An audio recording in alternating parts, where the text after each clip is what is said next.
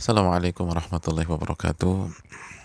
Alhamdulillah hamdan katsiran tayyiban mubarakan fi kama yuhibbu rabbuna wa yarda. Wassalatu wassalamu ala nabiyyina Muhammad kama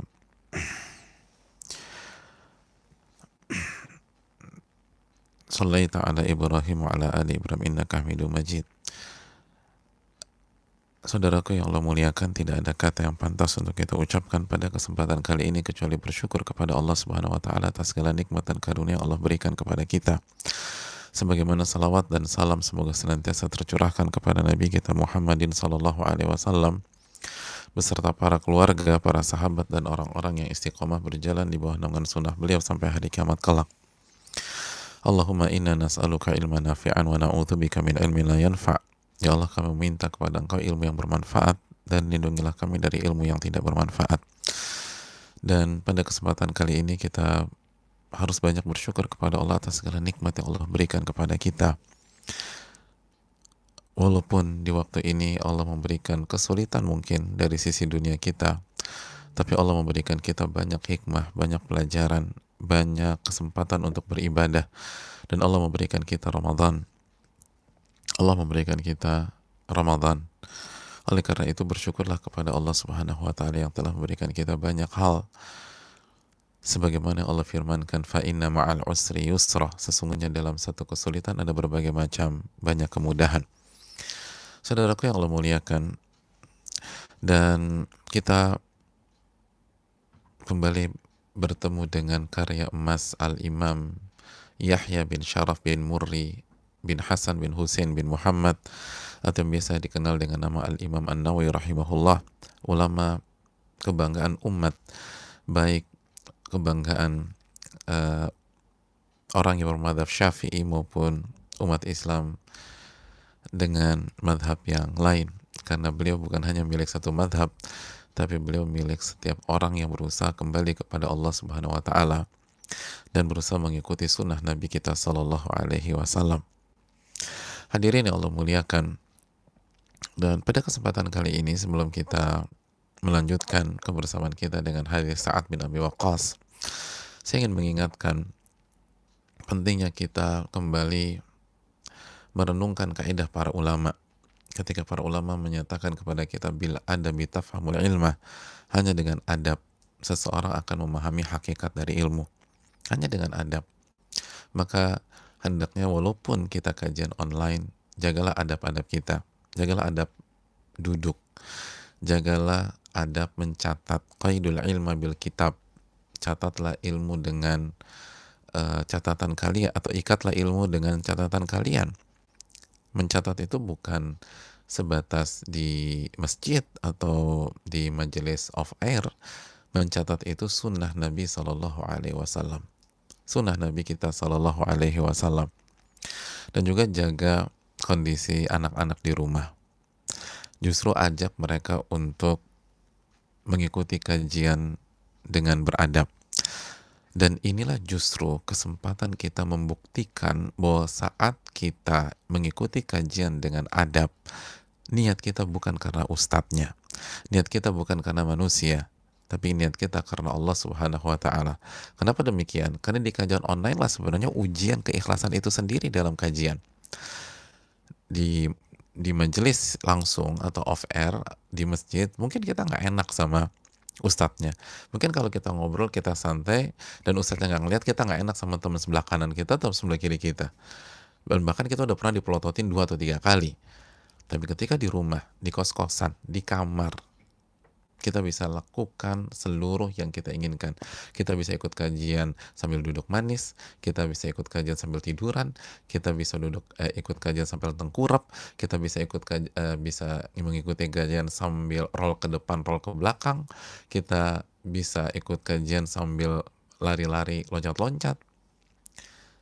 Hadirin yang Allah muliakan, bahkan kita bisa ikut kajian dalam mimpi-mimpi kita. Itu yang paling luar biasa. Ikutnya cuma sampai 5 menit pertama, lalu bismika Allahumma amutu wa ahya, lalu dia tidur. Itu pun kalau pakai baca doa, kadang-kadang nggak pakai baca doa juga. Oleh karena itu jamaah sekalian yang Allah muliakan, inilah saatnya kita membuktikan bahwa selama ini ketika kita di kajian, pada saat kita di masjid, kita duduk manis itu bukan karena ustadznya, bukan karena panitia, bukan karena kenyamanan jamaah-jamaah yang lain, karena Allah Subhanahu wa taala. Pada saat ini bebas. Ustadz kita nggak bisa negur, nggak ada panitia kajian, nggak ada teman-teman kajian yang mungkin bisa membangunkan pada saat kita tidur, apalagi mendengkur di kajian.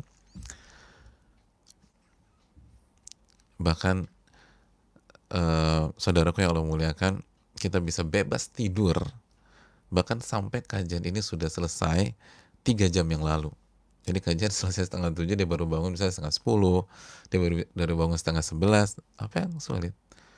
Maka tolong dijaga, karena bukan untuk kepentingan siapapun.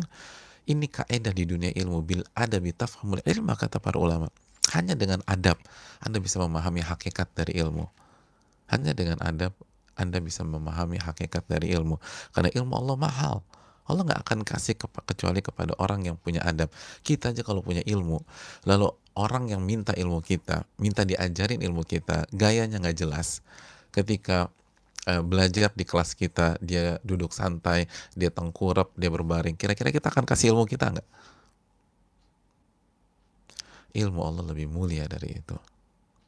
Ilmu Allah lebih mulia. Maka ini yang perlu kita camkan bersama-sama, hadirin yang Allah muliakan. Iya, kita akan masuk kembali kepada atau dengan hadis Sa'ad bin Abi Waqqas radhiyallahu taala an, satu dari 10 sahabat yang dijamin surga secara langsung, atau yang biasa dikenal dengan asyra mubasysyaruna bil jannah, 10 sahabat yang dijamin masuk surga. Dan mereka adalah 10 sahabat terbaik radhiyallahu taala anhum, dan beliau adalah orang yang sangat kaya, tapi di waktu yang sama turun ke lapangan, turun ke medan juang. Bahkan beliau jadi satpamnya Nabi SAW di sebuah malam dengan inisiatif tanpa dipanggil. Lihat intuisi, ada ikatan batin. Makanya beliau katakan, aku khawatir terjadi hal yang tidak membuat engkau nyaman, wahai Rasulullah, pada malam ini, maka aku datang. Dan benar beliau atau Nabi SAW sedang tidak nyaman pada malam hari itu. Oleh karena itu, jamaah yang Allah muliakan, ini pelajaran besar pada kita, bahwa sekaya apapun kita, tawaduklah di hadapan Allah dan Rasulnya. Sekaya apapun harta kita, merendahlah di hadapan Allah dan Rasulnya. Sekaya apapun harta kita, merendahlah di hadapan ilmu Allah Subhanahu wa ta'ala. Hadirin yang Allah muliakan, kita akan lanjutkan. Singkat cerita, bahwa Sa'ad bin Abi Waqqas sedang sakit yang cukup parah pada saat itu. Cukup parah. Dan masih ingat kapan beliau sakit atau kapan kejadian hadis ini? Iya, ketika Haji Wada. Ketika Haji Wada. Kok tahu? Karena ada hadis, di hadisnya juga disebutkan. Hadisnya disebut Amma Hajil Wada. Dan kejadian ini kota Mekah. Kejadiannya di kota Mekah. Saudaraku yang Allah muliakan, lalu dijenguk oleh Rasulullah SAW. Lalu saat bercerita bahwa beliau sedang sakit parah sebagaimana yang dilihat langsung oleh Rasulullah SAW. Lalu beliau cerita kondisinya karena beliau butuh masukan, butuh arahan, butuh petunjuk dari Nabi SAW. Beliau cerita, saya orang yang sangat kaya dan saya tidak punya ahli waris kecuali satu-satunya anak perempuan saya. Boleh nggak saya berinfak dengan 1/3 harta saya? Kata Nabi, tidak boleh. Maaf, 2/3 harta. Afa atasaddaqu bi thulutsai mali. Bolehkah aku berinfak dengan 2/3 harta saya? Nabi SAW mengatakan, nggak boleh. Fasyatu ya Rasulullah. Bagaimana kalau setengah ya Rasul? Nggak boleh. Fathuluthu ya Rasulullah. Bagaimana dengan 1/3 ya Rasulullah? Nabi katakan, ats-tsulutsu wa tsulutsu katsir. 1/3 dan 1/3 sudah sangat banyak. Dan dari sini kita bisa mengambil pelajaran, sekali lagi bolehnya bagaimana Nabi SAW menjenguk orang sakit di tengah-tengah kesibukan beliau, walaupun menjenguk orang sakit bukan fardu ain, sebagaimana ijma yang dijelaskan oleh para ulama, kesepakatan para ulama yang sudah kita bahas pada pertemuan yang lalu. Lalu juga bagaimana bolehnya menceritakan tentang kondisi sakit kita kepada orang yang tepat, untuk konsultasi, untuk bertanya, untuk minta masukan, minta arahan, seperti bicara dengan dokter, bicara dengan dokter, atau bicara dengan ahli ilmu, dengan ustadz, minta masukan, ada case yang berkaitan dengan kasus kita, atau minta nasihat kesabaran, dan lain-lain. Jadi itu diperbolehkan. Yang tidak boleh adalah menceritakan dengan tujuan mengeluh, komplain, buruk sangka sama Allah, marah sama Allah, sebatas curcol, mengadukan takdir Allah kepada makhluk karena buruk sangka dengan Allah Subhanahu wa taala, dan lain-lain. Jadi sekali lagi itu diperbolehkan. Jadi kalau dokter tanya keluarnya apa, cerita aja. Jangan diem dengan alasan saya nggak mau cerita masalah saya dengan makhluk. Loh, ini dokter.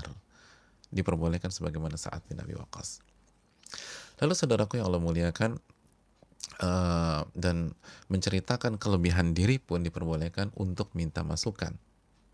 Ini penting, menceritakan kelebihan yang kita punya itu bukan sebuah kesombongan jika ada alasan syar'i. Sebagaimana saat mengatakan wa ana dzu malin, aku orang yang sangat banyak uang. Aku banyak uang, dzu malin, punya uang.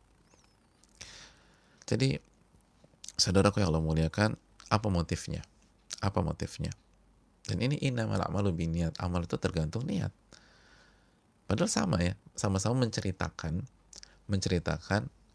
penyakit, tapi yang satu tercela, yang satu terpuji. Apa membedakan? Niat. Yang satu niatnya berkeluh kesah dan kecewa dengan Allah Subhanahu wa taala, itu dosa. Bahkan buruk sangka kepada Allah itu dosa besar. Dan kalimat yang sama mungkin disampaikan karena ingin konsultasi, ingin dapat masukan, ingin dapat arahan, ingin tahu bagaimana beribadah di bulan Ramadan, akhirnya cerita tentang penyakitnya, dan itu pahala. Lihat, kita belajar lagi tentang niat. Kita belajar lagi tentang niat. Niat ini luar biasa. Penampakannya sama, tapi perbedaannya di sisi Allah itu seperti langit dan bumi. Seperti langit dan bumi. Kita dulu kalau waktu itu suka gunakan istilah bainas sama was sumur. Sama itu langit, sumur ya sumur. Jadi jomplang banget. Yang satu tinggi banget, yang satu bukan hanya di permukaan bumi, tapi di bawah sumur. Apa yang membedakan? Niat. Atau yang satu kesombongan, yang satu pahala. Zumalin. Orang ceritakan saya punya uang untuk niatnya ingin pamer, ingin bermegah-megahan, ingin show off, dosa dia. Tapi kalau dia bilang wa ana zumalin, dia mau berbicara tentang bisa nggak saya berinfak, lalu bagaimana arahannya, minta fatwa atau minta masukan sebagaimana Sa'ad bin Abi Waqqas, maka dapat pahala insyaallah taala. Innamal a'malu binniyat. Amal itu tergantung niatnya. Lalu kita lanjutkan saudaraku yang Allah muliakan, ternyata beliau ingin berinfak 2/3 harta. Dan ini menunjukkan betapa semangatnya para sahabat beramal. Para sahabat itu semangat beramal. Boleh nggak berinfak dengan 2/3 harta? Nggak boleh. Lobby lagi, setengah ya Rasul. Nggak boleh. Lobby lagi, 1/3 ya Rasul. Baru diizinkan. Lihat, kalau ini bukan dari kejujuran dan niat yang tulus, maka setiap orang akan mundur ketika tidak diperbolehkan di permukaan atau di kesempatan pertama. Orang akan mundur di kesempatan pertama karena basa-basi doang. Dan semangat para sahabat Nabi SAW untuk beramal soleh. Dan ini mental juga, ini pelajaran juga yang kemarin kita belum sebutkan. Hadis ini mengajarkan kepada mental pantang menyerah. Ditolak maju lagi, ditolak maju lagi, ditolak maju lagi selama kita ingin berbuat baik. Sa'ad bin Abi Waqqas bilang, 2/3 boleh nggak ya Rasul? Enggak. Maju lagi. Asyatr ya Rasulullah. Setengah Rasulullah. Enggak boleh. Maju lagi. Ats-tsuluts ya Rasulullah. 1/3 ya Rasulullah. 1/3, oke. Ats-tsuluts wa ats-tsulutsu katsir atau kabir. 1/3 dan 1/3 sudah banyak banget. Jadi kalau kita mau sukses dalam hijrah, kita mau bangkit hari-hari ini, saudaraku yang Allah muliakan, hari-hari yang sulit, kalau kita mau bangkit, kita harus punya mental kayak Sa'ad bin Abi Waqqas. Maju, ditolak, maju lagi, ditolak, maju lagi. Selama ini kebaikan, maju terus. Dan salah nggak masalah. Sa'ad bin Abi Waqqas salah dalam menetapkan yang pertama, ats-tsulutsai Rasulullah, 2/3. Nggak boleh, berarti kan Itu bagian yang tidak tepat. Tapi kadang ada kepentingan, ya udah perbaiki, maju lagi. Oh ternyata nggak boleh. Ah, aku malu sama Rasul, aku jadi minder, aku mau mundur. Itu mental tempe mendoan. Walaupun enak kalau dimakan, tapi jangan dijadikan mental. Jadi saudaraku yang Allah muliakan, ya kenapa harus malu? Udah perbaiki, maju lagi. Maka Sa'ad bin Waqqas maju lagi. Asyatru ya Rasulullah. Bagaimana dengan setengah ya Rasul? Setengah. Lah, nggak boleh. Berarti kan bagiannya salah. Nggak boleh kita berinfak setengah. Nggak minder tuh saat. Nggak, aduh aku udah malu. Mukaku mau taruh di mana? Nih muka gue nih, muka gue. Kenapa muka lo? Kenapa ribet banget? Ya udah salah, perbaiki, maju lagi. Kenapa harus? Enggak deh, udah cukup deh, 2 aja. Aneh malu sama Nabi SAW tuh kan. Berarti kan ini kepentingan pribadi. Makanya malu. Mereka tuh nggak malu karena mencari kebenaran. Oh salah ya, oke perbaiki. Oh salah, oh perbaiki. Oh salah, perbaiki. Begitu. Seorang mukmin. Coba, gagal, coba lagi. Gagal, coba lagi. Jangan dikit-dikit baper, dikit-dikit mundur. Nabi tuh nggak suka dengan hal-hal demikian. Nabi nggak suka, kan Nabi yu'jibunil fa'lu, Nabi tuh suka optimisme, optimis. Gagal, optimis. Kita coba lagi, insya Allah percobaan yang kedua. Gagal, optimis. Coba lagi, kesempatan ketiga. Masuk sepertiga. Alhamdulillah tuh. Coba kalau saat mundur, udah nggak jadi infak. Oh ternyata nggak boleh, udah nggak usah deh. Maju terus. Ini mental yang dibutuhkan, khususnya di hari-hari ini. Coba lagi. Akhirnya bisa tuh, sepertiga. Dan pelajarannya sampai hari ini, kita jadi tahu, oh sepertiga ternyata. Maksimumnya sepertiga. Ini penting saudara, dan pertemuan yang lalu, kemarin kita belum tekankan. Ini mental para sahabat dalam beramal soleh. Mental para sahabat dalam beribadah. Salah biasa. Berarti kan, coba lihat, Sa'ad bin Abi Waqqas, yang pengajuan pertama, salah atau benar? Salah. Pengajuan kedua, salah atau benar? Salah. Nggak gengsi itu. Aneh malu nih. Salah lagi. Ini kan 10 sahabat terbaik, saudaraku. 10 sahabat terbaik. 10 sahabat terbaik. Dewan Syuronya Umar bin Khattab radhiyallahu ta'ala an. 6 Dewan Syuro. 6 wakil rakyat, kalau bahasa kita. Yang alimnya luar biasa. 10 sahabat terbaik. Salah. Coba lagi. Salah. Coba lagi. Kita menjadi pelajaran. Orang-orang terbaik itu jadi terbaik bukan karena nggak pernah salah. Tapi mental yang pantang menyerah, khususnya ketika buat salah. Dan itu setelah taufik dari Allah Subhanahu wa ta'ala. Coba terus. Kita mau hidup tanpa buat salah, nggak mungkin. Kecuali kalau kita mau merubah status keluar dari manusia, terus mau jadi malaikat. Nabi mengatakan, kullu bani Adam khata', setiap anak Adam banyak melakukan kesalahan. Ini nggak bisa dipisahkan. Makanya solusinya bukan tidak melakukan kesalahan, karena nggak mungkin. Solusinya berjuang untuk memperbaiki dan perbanyak istighfar dan taubat. Wa khairul khatta'ina tawwabun. Dan sebaik-baik orang yang melakukan banyak kesalahan adalah orang yang paling banyak bertaubat kepada Allah Subhanahu wa ta'ala. Ini penting. Kita lagi belajar dari yang terbaik nih jamaah. Sa'ad bin Abi Waqqas. Coba lagi. Lobby lagi. Salah, maju lagi. Salah, perbaiki, maju. Tapi ada perbaikan, bukan stagnasi di situ. Lihat, saat ada perbaikan. 2/3 salah. Setengah. Salah. Sepertiga. Ats-tsulutsu wa tsulutsu katsir. Sepertiga dan sepertiga sudah maksimal. Ini pelajaran besar. Mental tuh harus kuat. Untuk kita semua. Dan kita nggak mengklaim mental kita kuat, tapi kita belajar dari ini. Dan berusaha minta pertolongan kepada Allah.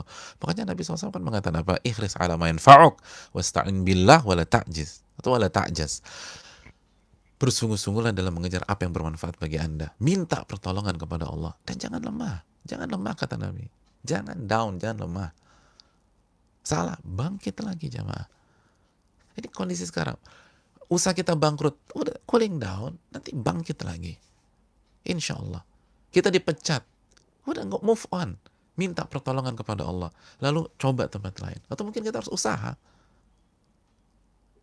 Biar nggak dipecat-pecat lagi. Gitu loh. Saya udah bosan Pak Ustadz dipecat. Terus mau jadi apa? Mau jadi pengusaha aja. Biar nggak ada yang mecat saya. Kan gitu. Jadi saudaraku yang Allah muliakan, ada banyak hikmah. Pasti. Cuman kita jangan terkungkung di dalam sebuah kesalahan dan kegagalan. Minta pertolongan kepada Allah Subhanahu wa taala. Saudaraku yang Allah muliakan. Dan lihat Nabi SAW. Nabi selalu memberikan kesempatan kepada para sahabatnya untuk kesempatan kedua, kesempatan ketiga. Lah, gitu loh. Lah, ini boleh. Nabi kita Shallallahu Alaihi Wasallam. Lalu saudaraku yang Allah muliakan dan kita sudah katakan bahwa Abdullah bin Abbas lebih menganjurkan 1/4 kalau kondisinya seperti Sa'ad bin Waqqas. Dan Abu Bakar lebih menyarankan 1/5. Dan ini, kotak ini, jangan salah paham, kotak ini dijelaskan para ulama seperti Al-Imam Muhammad bin Shalih Al-Utsaimin dan para ulama yang lain. Apabila dalam kondisi sedang sakit yang ada dugaan kuat mengarah kepada kematian. Mengarah kepada kematian. Atau kondisinya memang sudah mengarah kematian. Mungkin nggak sakit seperti divonis misalnya. Vonis hukuman mati dan lain sebagainya. Adapun kondisi normal boleh lebih dari 1/3. Tapi harus diperhatikan imannya, tawakalnya. Lalu jangan sampai ngerepotin orang lain. Itu yang dijelaskan para ulama seperti Al-Imam Muhammad bin Shalih Al-Utsaimin dan para ulama yang lain. Jadi saudaraku yang Allah muliakan, sekali lagi yang sedang kita bahas adalah kotak ketika seseorang sakit yang ada dugaan kuat akan mengarahkan kepada kematian atau dugaan kuat kondisinya sebentar lagi akan meninggal dunia. Inilah konteksnya, karena itulah narasi yang dibangun oleh Sa'ad bin Waqqas di awal hadis ini. Saudaraku yang Allah muliakan, kita lanjutkan kembali dengan hadis yang sangat menarik ini.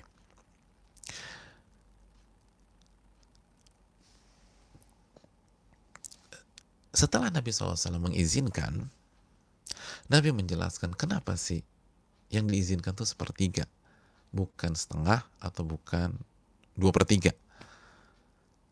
Jawabannya ternyata, kata Nabi SAW, innaka antadhara warathataka agniya'a khairun min antadharahum alatan yatakaffafunan nas. Engkau ya Sa'ad, ketika meninggalkan harta atau ketika meninggalkan harta untuk ahli warismu, sehingga sepeninggalmu, setelah engkau wafat, mereka itu kaya atau cukup bisa berdiri sendiri, tidak membutuhkan backup orang lain, itu lebih baik dibanding engkau tinggalkan mereka dalam kondisi miskin dan akhirnya hidupnya tergantung orang lain atau disupport oleh orang lain. Jadi Nabi ingin menjelaskan kenapa 1/3 dalam kondisi seperti ini, karena dalam kondisi yang sudah mengarah kepada kematian itu ada hak ahli waris. Dan mensupport ahli waris itu lebih afdol daripada mensupport pihak lain. Kenapa demikian? Karena ahli waris orang-orang terdekat kita sendiri. Kata Nabi SAW dalam hadis yang lain, al-aqrab fal-aqrab. Yang terdekat, dekat, baru yang jauh. Itu konsep kalau membuat kebaikan. Terdekat, dekat, terus jauh. Makanya di antara catatan para ulama, boleh nggak berinfak sampai banyak banget? Pastikan keluarga Anda itu aman dan sudah terkondisikan sebagaimana Abu Bakar As-Siddiq radhiyallahu taala an, karena mereka yang paling berhak, mereka yang paling berhak. Jadi ketika sudah mengarah kepada kematian, maka kita harus berbicara tentang ahli waris. Itu loh poinnya. Engkau meninggalkan ahli warismu dalam kondisi berkecukupan, sehingga nggak minta-minta sama orang, nggak didukung oleh orang, nggak disupport oleh orang lain, nggak jadi beban orang. Itu lebih baik daripada engkau tinggalkan mereka dalam kondisi miskin karena uangnya habis buat pihak-pihak lain, akhirnya keluarga miskin ketika saat meninggal. Terus akhirnya keluarganya jadi beban orang lain, anak perempuannya jadi beban keluarga lain atau sahabat yang lain. Lihat bagaimana indahnya agama kita ya saudaraku yang Allah muliakan. Jangan sampai membebani orang. Ini jangan dilupain nih. Dan dari sini pelajaran kepada kita bahwa berinfak dan berbuat baik pun butuh ilmu, jamaah. Butuh ilmu. Nggak boleh modal nekat. Ini pelajaran besar. Butuh ilmu. Kalau cuman yang penting baik, Nabi akan mengiyakan ketika di 2/3. Atau Nabi akan iyakan di setengah. Tapi ini menunjukkan bahwa berinfak, bersedekah, atau berbuat baik butuh ilmu. Makanya pelajaran kemarin apa? Musyawarahkan dulu kepada ahli ilmu. Apalagi kalau kita mau memberi sesuatu yang sangat berharga dari harta kita, mau menyumbang bagian yang sangat besar dari harta kita, musyawarahkan. Ya kalau mau nyumbang 1.000-2.000 sih langsung aja secara umum ya. Tapi kalau yang seperti saudara tanya, dan ini kaidah kita ketika mau membuat langkah, musyawarahkan kepada ahli. Ketika ingin berbuat baik, musyawarahkan. Karena ternyata berbuat baik itu nggak hanya modal semangat, nggak aja modal semangat. Tapi ini prioritas. Ahli warisnya dulu mas, di cover sebelum bicara yang lain, gitu loh. Ahli warisnya penting. Ini orang-orang terdekat. Ini ilmu. Ini pelajaran besar. Sekali lagi, berbuat baik butuh ilmu. Inilah sekali lagi ucapan Abdullah bin Mas'ud. Kata beliau, kam min muridin lil khairi lan yusibah. Betapa banyak orang yang ingin berbuat baik, dia nggak dapat yang diinginkan karena salah. Niat baik bagus, tapi harus dikawal dengan ilmu. Seperti ini. Kalau hanya modal niat baik saja, pasti 2/3 sudah di ACC. Oh bagus, baik. Atau setengah sudah di ACC. Ternyata tidak. Butuh ilmu. Ini bukan tentang angka atau bagian, tapi ilmu yang tepat dalam setiap kasus. Dan salah satu ilmu adalah prioritas. Skala prioritas.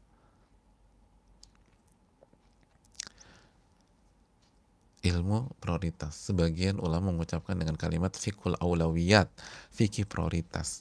Atau bahasa yang lebih familiar di dunia kaidah fikih adalah at-ta'arud bainal maslahatain.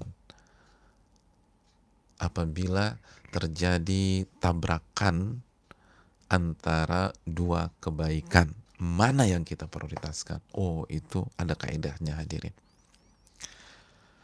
Ada kaidahnya.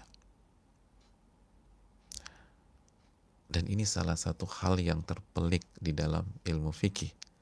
Salah satu. Makanya para ulama mengatakan laisal alim man ya'riful khaira wa syarr. Ulama yang sejati bukan hanya sebatas tahu mana yang baik, mana yang buruk. Bukan hanya tahu sebatas mana yang baik dan mana yang buruk. Tapi ulama sejati man ya'lamul khaira khairain wa syarra syarrain, yang mengetahui mana kebaikan terbaik jika di hadapannya ada dua kebaikan dan nggak bisa dikerjakan dua-duanya. Dia tahu mana yang terbaik walaupun harus melepas yang satunya lagi, dan dia tahu mana yang terburuk untuk dia hindari ketika berhadapan dengan dua keburukan dan dia tidak bisa menghindar dari kedua-duanya. Orang yang tahu itu adalah ulama sejati, kata para ulama. Wallahu ta'ala alam. Ini dijelaskan oleh Imam Ahmad bin Abdul Halim dan para ulama yang lain. Saudaraku yang Allah muliakan, kita lanjutkan. Wa innaka Ini poinnya nih. Wa innaka lan tunfiqa nafaqatan tabtagi biha wajah Allah illa ujirta 'alaiha hatta ma taj'alu fi fimra'atik. Nabi melanjutkan, dan engkau tidaklah memberikan nafkah dengan niat mengharapkan wajah Allah kecuali engkau akan mendapatkan pahala dari nafkahmu tersebut. Sampai-sampai apa yang engkau masukkan ke dalam mulut istrimu.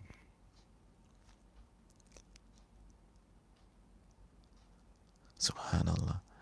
Jadi, Nabi ingin menjelaskan,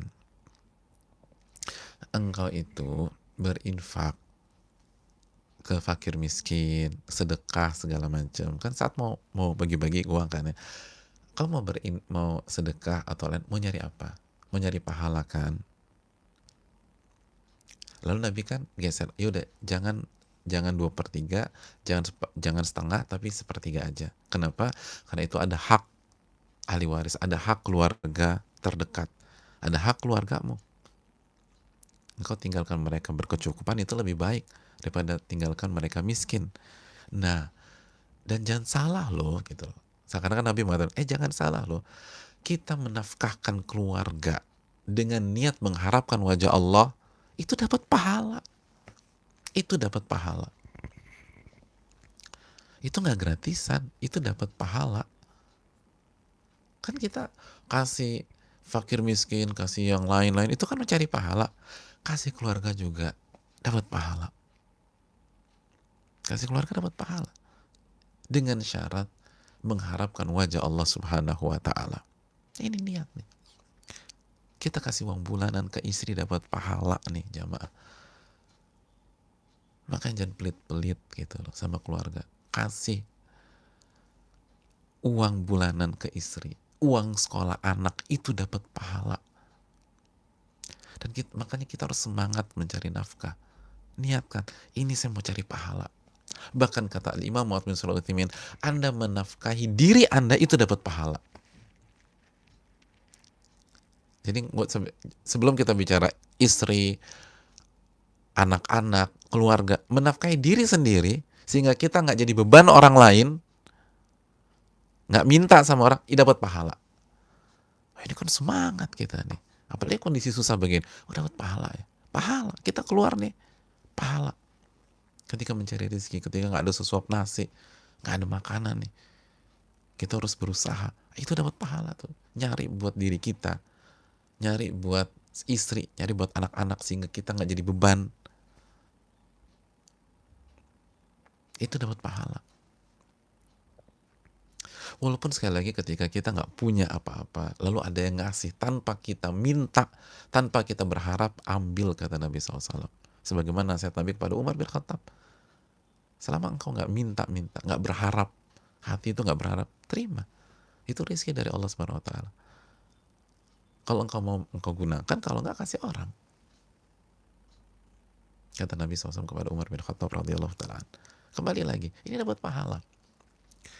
Dan ini selaras dengan sabda Nabi SAW dalam hadis Bukhari dan Muslim, innal muslima idza anfaqa ala ahlihi nafaqatan wa huwa yahtasibuha kanat lahu sadaqah. Sesungguhnya seseorang apabila menafkahi keluarganya, lihat, dengan niat mengharapkan pahala dari Allah, maka dia mendapatkan pahala sedekah. Ini pahala. Luar biasa ya. Makanya mainkan niat, hadirin. Sehingga waktu kita nggak terbuang. Sehingga yang dapat pahala bukan sholat kita saja. Kita dikasih waktu 24 jam sama Allah Subhanahu wa ta'ala. 24 jam. Sholat kita 5 waktu berapa sih? Habis berapa jam? Paling totalnya semua habis 1 jam. Coba 10 menit. Ada yang sholat zuhurnya 30 menit? Kayaknya kan nggak ada ya. Secara umum kan 10 menit. Itu aja baru 50 menit. Anggapnya 1 jam lah. Atau 1 jam 15 menit. Atau 1,5 jam. Ditambah sholat rawatibnya mungkin 2 jam. Atau 3 jam lah.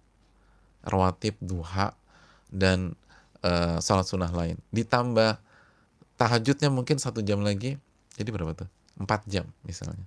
Total seluruh sholat 4 jam. Terus 20 jam lagi kemana? Tsumma la tus'aluna yawma idzin 'anil na'im. Kalian akan ditanya sama Allah tentang nikmat-nikmat kalian. Dan hadis Tirmidzi, wa an umrihi fi ma'afnah. Dia akan ditanya tentang umurnya. Bagaimana dia habiskan umurnya? Waktunya dihabiskan di mana? Oke, sholat 5 jam. Zikir pagi petang, setengah jam, 6 jam. Atau 5 jam tadi, 4 jam sholat, zikir pagi petang. Kita punya 19 jam atau 18 jam. Terus gimana?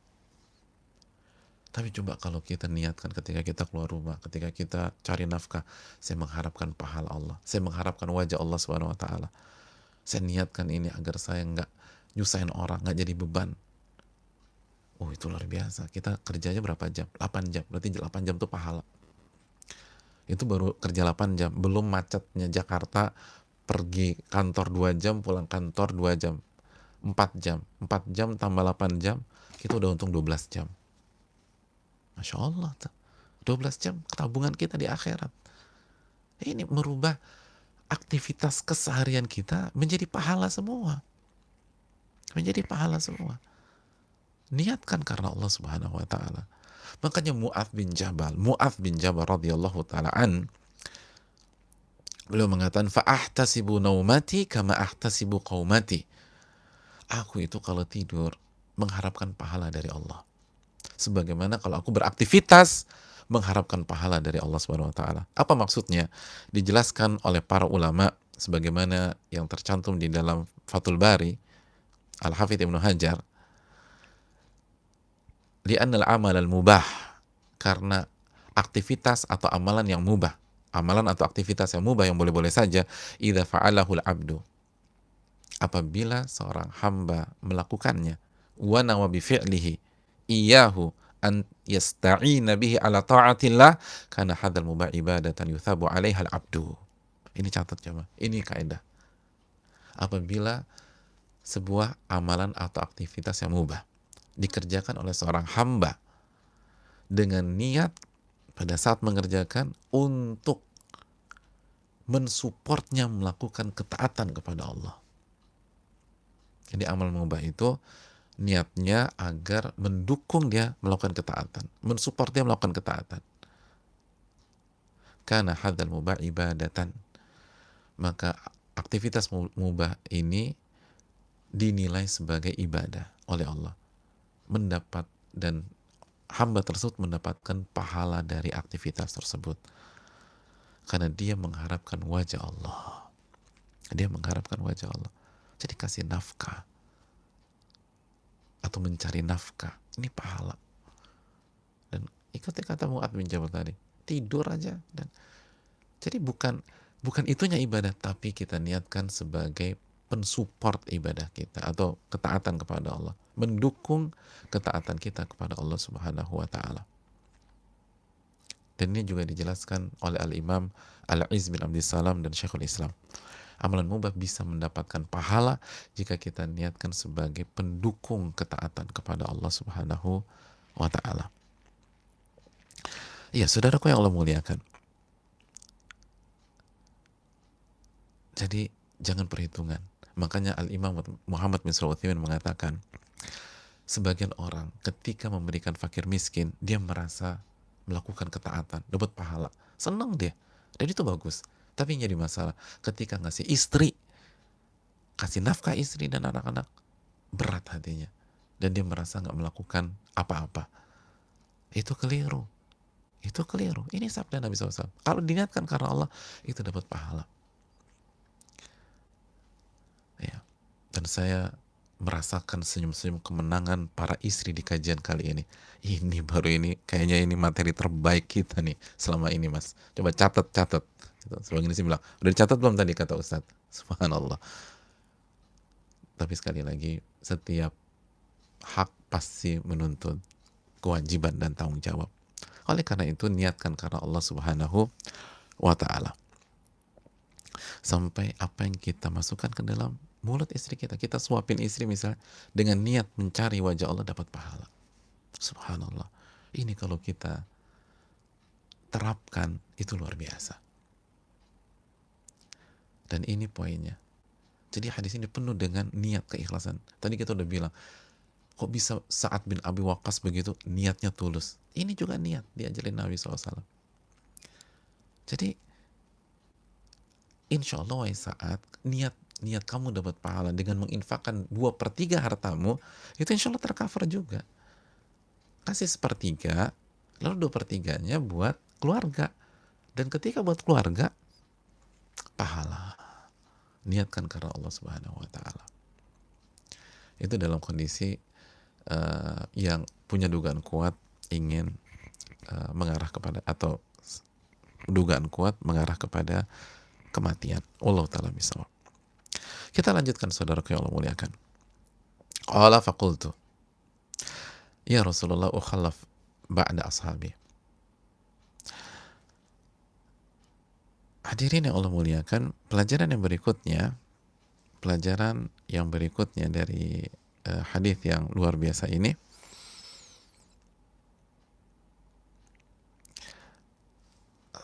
adalah bagaimana Nabi SAW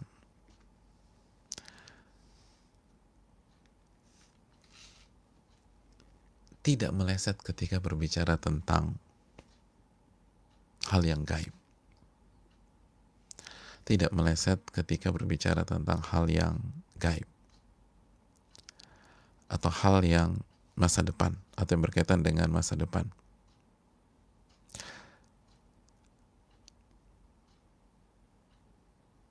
Nabi mengatakan,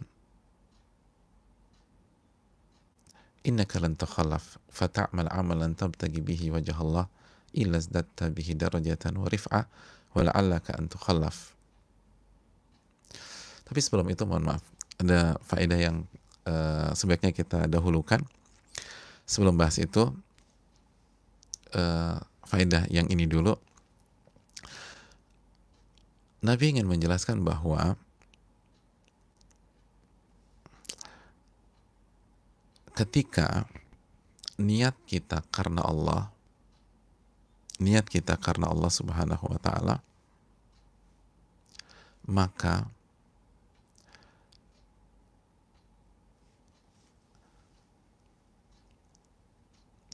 itu akan mengangkat derajat kita.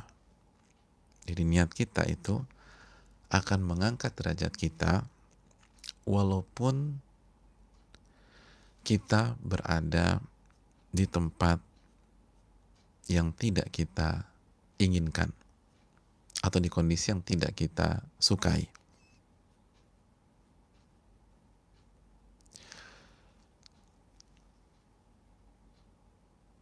Kembali ke hadis ini. Sa'ad bin Abi Waqqas menyatakan, ya Rasulullah khalaf ba'da ashabi. Ya Rasulullah, apakah aku akan ditinggal para sahabat-sahabatku ketika mereka kembali dari Mekah ke Madinah, ketika mereka meninggalkan Mekah untuk pulang ke Madinah? Saat itu ada sedih, gak suka beliau ditinggal. Lalu aku akan wafat di sini di Mekah. Jadi sekali lagi, Rasulullah, apakah aku akan ditinggal oleh para sahabatku ketika mereka meninggalkan kota Mekah untuk pulang kembali di kota Madinah, pulang kembali ke kota Madinah? Gimana nih Rasul, nanti aku ditinggal terus aku wafat di sini. Lalu Nabi mengatakan, innaka lan takhallaf, tidaklah engkau ditinggal di sini. Lalu seluruh sahabat-sahabat pulang ke kota Madinah. Lalu engkau tetap beramal soleh, mengharapkan wajah Allah, kecuali itu akan mengangkat derajat dan ketinggianmu di sisi Allah Subhanahu wa Ta'ala. Allahu Akbar.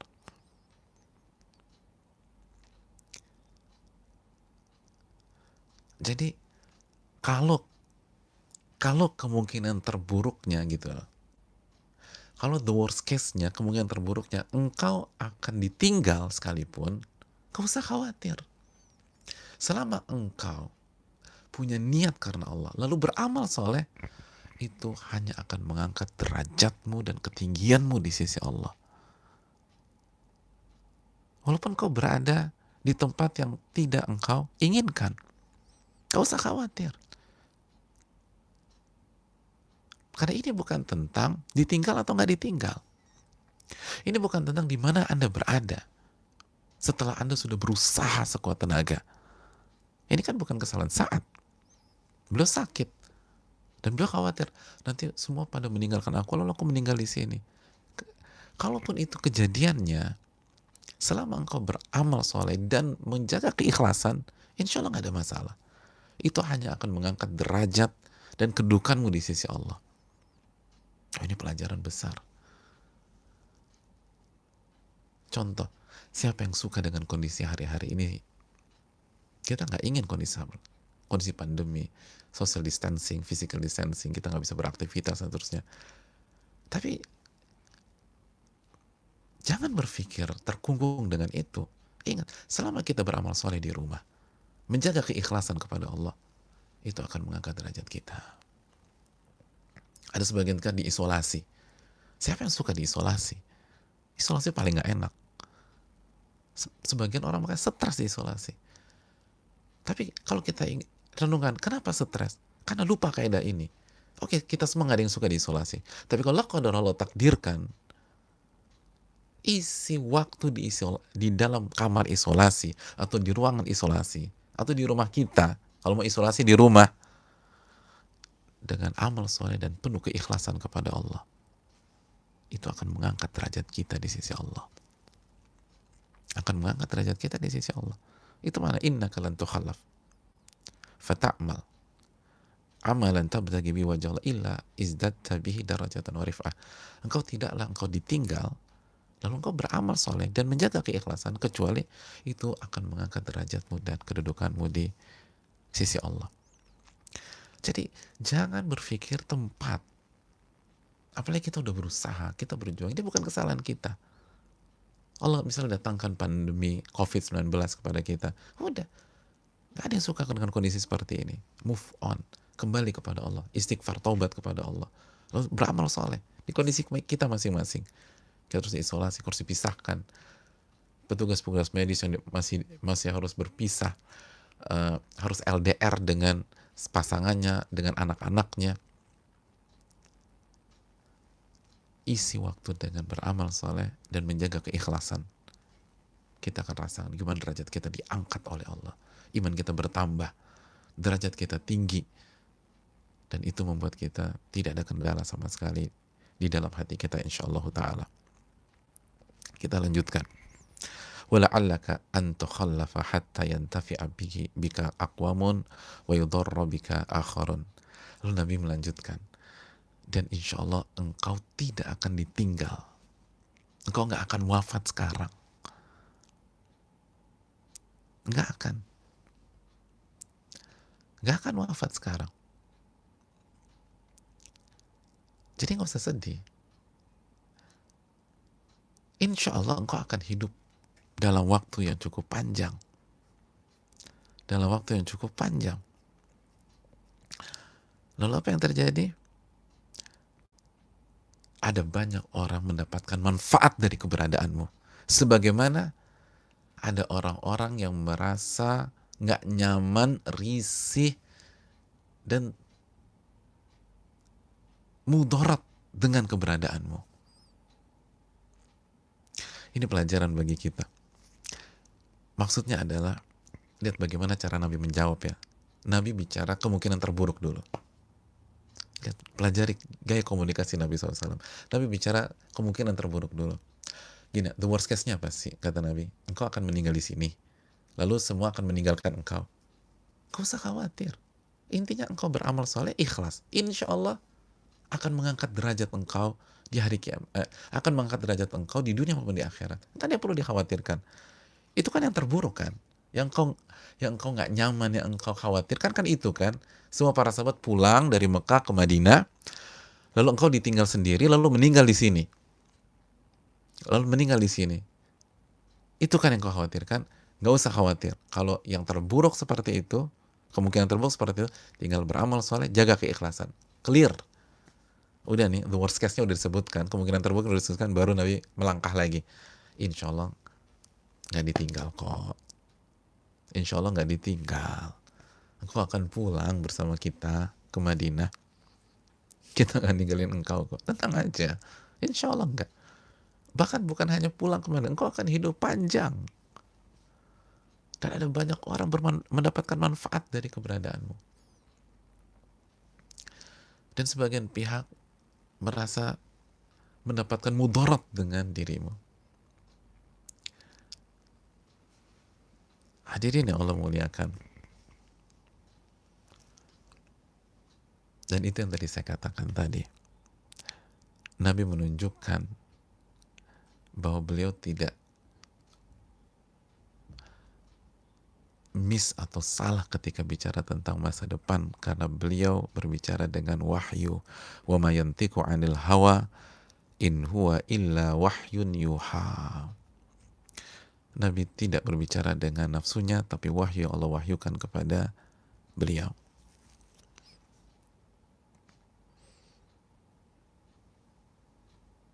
Walaupun sebagian ulama mengatakan seperti Syekh Utsaimin, kata la'alla dalam hadis ini ada apa? Ada arah ke prediksi juga, tapi tepat. Apa yang Nabi sampaikan tepat. Sa'ad bin Abi Waqqas jamaah sembuh lagi. Disembuhkan sama Allah. Lalu pulang ke Madinah. Dan kapan beliau wafat? Masih ingat pertemuan kemarin? Sudah kita sebutkan secara selewat atau secara singkat. Yang masyhur, yang populer di tengah-tengah para ulama, beliau meninggal di tahun 55 Hijriah. 55 Hijriah. Dan Haji Wada di tahun berapa Hijriah? Haji Wada, siapa yang ingat? Di tahun berapa Hijriah? 10 Hijriah. 10 Hijriah. Bayangkan, ini kejadian 10 Hijriah. Terus Nabi bilang, tenang kok, insya Allah engkau akan hidup panjang. Dan banyak orang mendapatkan manfaat, dan sebagian orang mendapatkan kemudaratan dengan keberadaanmu. Dan benar, 55 Hijriah. Walaupun yang mengatakan 51, 53, 56, ada yang bilang 57, ada yang bilang 58. Intinya di tahun 50-an Hijriah. Dari tahun 10 Hijriah. Lama banget. Sangat lama. Hadirin yang Allah muliakan. Oleh karena itu, dan beliau meninggal di kota, atau beliau meninggal dan dikubur di Baqi' ya, jamaah sekalian. Dan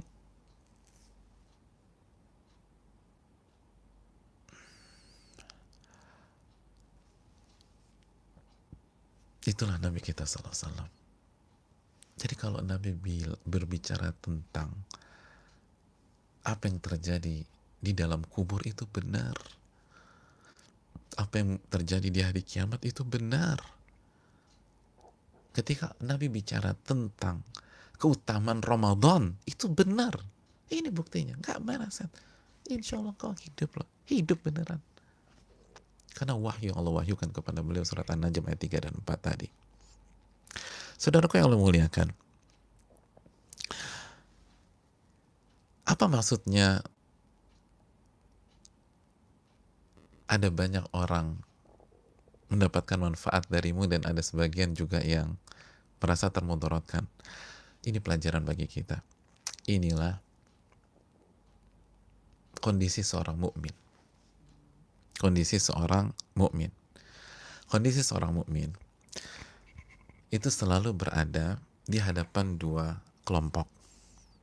Di hadapan dua tipe manusia. Di satu sisi, banyak orang yang merasa mendapatkan manfaat dari keberadaan seorang mukmin itu.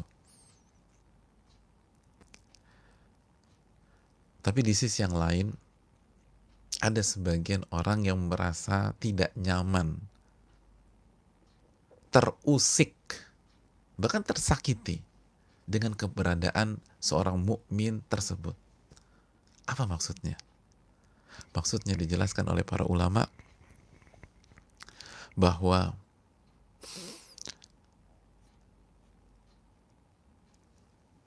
yang mendapatkan manfaat dari keberadaan seorang mukmin adalah orang-orang beriman. Orang-orang beriman.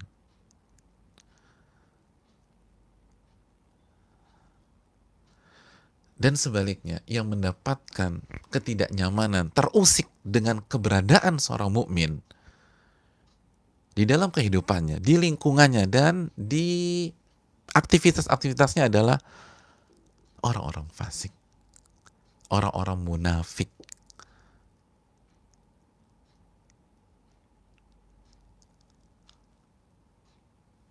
orang-orang kafir yang membenci Islam.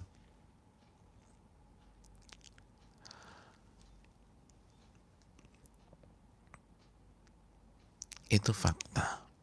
Dan itu yang dimaksud Nabi SAW. Bukan saat bin Waqqas hobinya ngegrocekin orang, enggak. Seorang mukmin berusaha memberikan manfaat. Tapi tetap aja ada sebagian orang pasti nggak suka. Karena faktor macam-macam. Karena hasad. Karena iri dengan dia. Karena iri dengan prestasinya. Jadi seorang mukmin nggak ada keinginan, nggak ada rencana untuk menyakiti orang lain, membuat tidak nyaman orang lain, membuat orang lain merasa terusik. Tapi dengan amal yang dia lakukan, dengan prestasi yang dia lakukan, dengan karya yang dia lakukan, sunatullah akan ada orang-orang merasa terusik, merasa benci, merasa kesal, merasa marah. Makanya ada istilah menarik.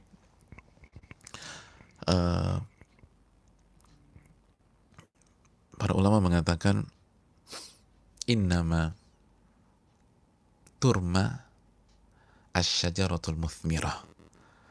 Sesungguhnya yang ditimpukin oleh orang itu pohon yang berbuah.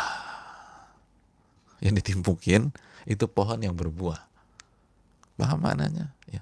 Kalau kita dalam kehidupan punya karya kebaikan, punya karya amal soleh, punya buah yang bernama buah kebaikan, buah amal soleh, buah prestasi, maka sunatullahnya Anda akan ditimpukin oleh orang. Orang apa? Orang yang hasad kepada Anda, orang yang dengki sama Anda, orang yang iri dengan Anda. Itu hal yang dikatakan para ulama. Jadi itulah seorang mukmin. Makanya hadirin yang Allah muliakan, perlu kita camkan, kita nggak bisa memuaskan semua orang. Kita nggak bisa memuaskan semua orang. Tidak bisa. Itulah yang diucapkan Imam Syafi'i, ridho nas ghayatul la tudrak. Ridho manusia itu cita-cita yang nggak mungkin terwujud. Pasti ada yang like, pasti ada yang dislike. Itu sudah sunnah kehidupan demikian. Pola kehidupan itu demikian. Ada yang suka, ada yang nggak suka. Maka pastikan yang suka sama kita orang-orang yang ikhlas, orang-orang yang tulus. Dan jangan terlalu sesak dada ketika yang nggak suka sama kita orang-orang yang penuh dengan kemungkaran atau hatinya terbakar rasa dengki dan hasad. Oh, emang sunatullah. Semua para nabi merasakan hal yang sama. Sa'ad bin Abi Waqqas pun merasakan hal yang sama. Makanya Sufyan Ats-Tsauri pernah membuat sebuah kalimat yang cukup mencengangkan. Kata beliau, "Idza athna 'ala ar-rajuli jiranuhu ajma'un fahuwa rajulu su'." Apabila ada seseorang dipuji oleh seluruh orang di lingkungannya, seluruh tanpa terkecuali, ketahuilah dia orang buruk. Ketahuilah dia orang buruk, bukan orang baik. Kok bisa? Karena berarti dia tidak tegas dalam kehidupannya. Berusaha menjilat kanan, menjilat kiri. Nabi saja, orang paling baik di dunia, diterima oleh seluruh orang Mekah? Enggak. Nabi SAW dibenci oleh jutaan orang. Bahkan sampai hari ini banyak orang benci dengan Nabi SAW. Itu maksudnya. Begitu juga dengan Sa'ad bin Abi Waqqas. Dalam hidup beliau, sekali lagi dalam hidup beliau, ada banyak prestasi yang beliau torehkan. Sangat amat banyak. Di antaranya Allah memberikan kemenangan di Qadisiyah di tangan beliau. Ada banyak manfaat yang dilakukan. Dan beliau juga dijadikan pemimpin wilayah oleh Umar bin Khattab radhiyallahu ta'ala. Umar bin Khattab radhiyallahu ta'ala, walaupun sempat digantikan, lalu dikasih lagi, digantikan, dan begitu. Jadi hadirin Allah muliakan, banyak kebaikan yang diberikan kepada umat Islam, tapi banyak pihak yang merasa terusik dengan prestasi Sa'ad bin Abi Waqqas. Dan ini pelajaran bagi kita, pelajaran kehidupan. Jadi tenang aja, jalan terus, tawakal sama Allah. Kita nggak disuruh memuaskan semua orang. Yang terpenting bisa nggak kita menjawab pertanyaan Allah pada hari kiamat. Bukan menjawab pertanyaan seluruh orang. Kenapa anda gini, kenapa anda gini. Yang perlu kita pikirkan, kalau Allah tanya pada hari kiamat nanti, kita bisa jawab apa enggak. Kalau bisa jawab, insya Allah selesai. Kalau tawakal kepada Allah dan terus jaga adab, jaga akhlak dan kebaikan kita. Hadirin yang Allah muliakan, terakhir. Hadits ini menjelaskan bahwa para sahabat itu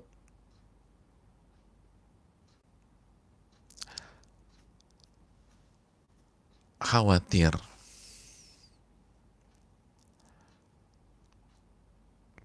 berada di hal yang sudah mereka tinggalkan dalam rangka hijrah kepada Allah. Ini pelajaran buat kita, bagi yang sedang hijrah atau baru-baru hijrah.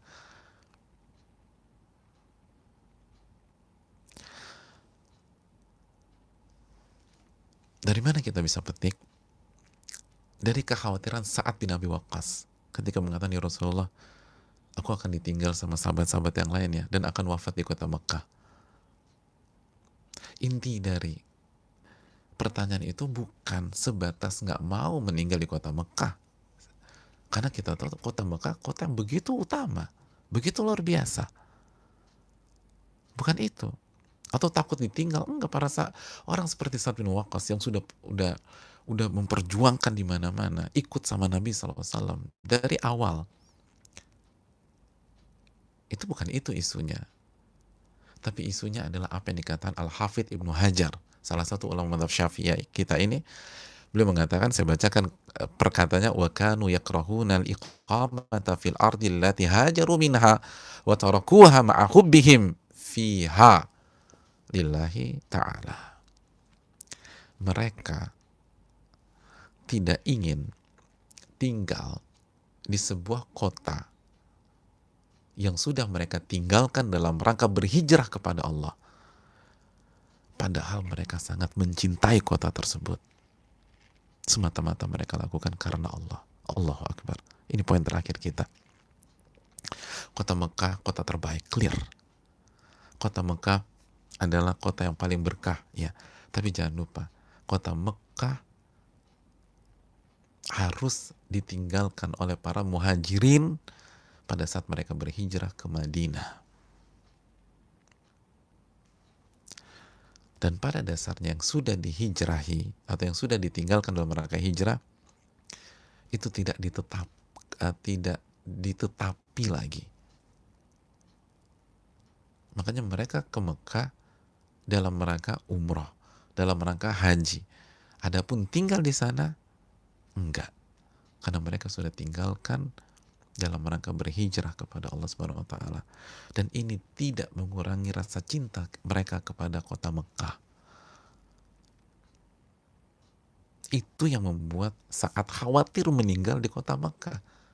Bukan karena kotanya, tapi kaidah mengatakan sesuatu yang sudah kita tinggalkan dalam rangka hijrah, jangan kita balik lagi. Jangan kita balik lagi. Dan itulah doa Nabi SAW, Allahumma amdi li ashabi hijratahum. Ya Allah, langgengkan hijrah para sahabatku.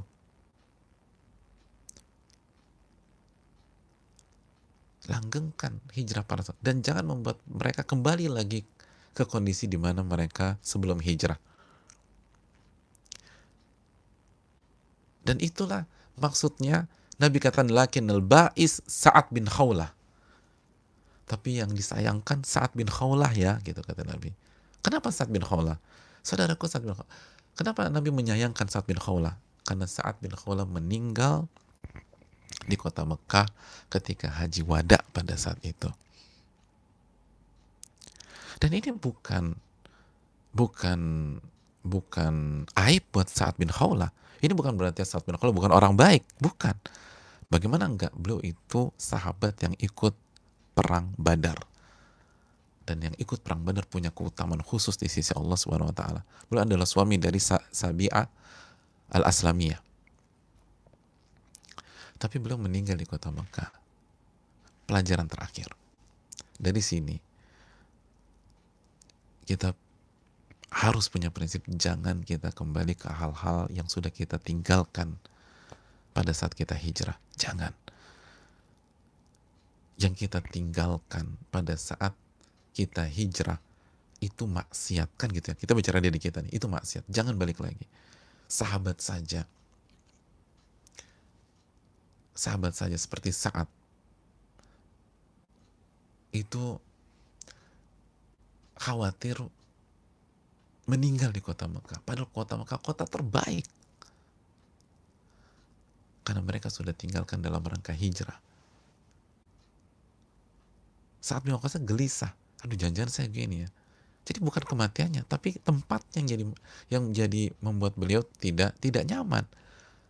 Kalau kota Mekah saja demikian, gimana maksiat yang jelas-jelas maksiat yang kita lakukan? Kalau dulu nggak ngaji, sekarang jangan sampai punya pola nggak ngaji kayak dulu. Kalau dulu buka aurat, maka jangan sampai sekarang buka aurat lagi kayak dulu. Kalau dulu nggak bertauhid dan melakukan kesyirikan, jangan sampai sekarang kita melakukan kesyirikan lagi. Dan seterusnya. Kalau dulu kita sempat minum-minum, sekarang jangan sampai minum-minum lagi. Itu fatal. Itu fatal. Kembali ke kondisi di mana kita sebelum berhijrah. Ini yang bisa disampaikan. Dan ini bukan tentang kota Mekah. Sekali lagi, kota Mekah kota yang begitu luar biasa. Tapi ini tentang sebuah hal, tempat atau kondisi yang sudah ditinggalkan oleh orang-orang yang berhijrah. Dan ini maksud dalam hal ini menetapi kota tersebut karena mereka tetap datang dalam rangka haji dan umrah. Dan kalau kota yang begitu luar biasa saja demikian, bagaimana dengan yang jelas-jelas maksiat? Itu yang dijelaskan oleh Al-Hafidh Ibnu Hajar dan para ulama yang lain. Semoga bermanfaat dan tidak ada sesi tanya jawab pada kesempatan kali ini karena waktu sudah habis. Semoga kita bisa angkat di pertemuan esok ya, insya Allah ya. Pertemuan esok hadisnya cukup singkat, jadi kita akan angkat beberapa pertanyaan di hari ini, insya Allah ta'ala di esok hari. Terima kasih banyak. Subhanallah, la ilaha illa anta, astaghfiruka wa atubu ilaik. Assalamualaikum warahmatullahi wabarakatuh.